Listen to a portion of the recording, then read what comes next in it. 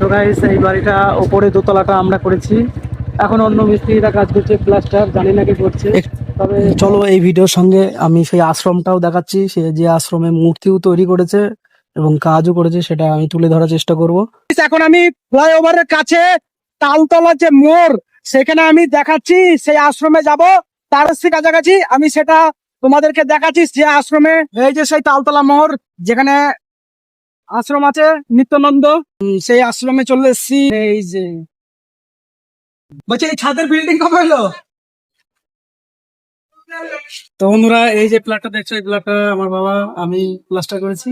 এই ফ্ল্যাটটা, এই ফ্ল্যাটটা প্লাস্টার মূর্তি, এটা সেই রাজস্থান থেকে এসছে এই মূর্তিটা। আর আমার বাবা যে মূর্তিটা করেছে সেটা আমি আপনাদেরকে দেখাচ্ছি। এই যে বাবার হাতে যে মূর্তিটা, আপনারা দেখুন ভালো করে, ভালো করে ভিডিওটা দেখুন। এই যে মূর্তিটা কত সুন্দর মূর্তিটা করেছে দেখুন। এই মহারাজের উৎসব হলো আজকে 23 দিন। জেঠিমা বলছেন এখানে আমার বাবার হাতে এই যে মূর্তিটা দেখো, আরো একটা ভালো করে দেখা, এই যে মূর্তিটা কত সুন্দর লাগছে।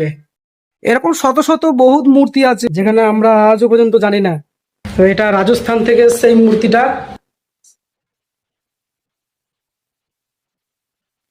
এই মন্দিরটা অন্য মিস্ত্রি করেছে, আমার বাবার হাতে এটা।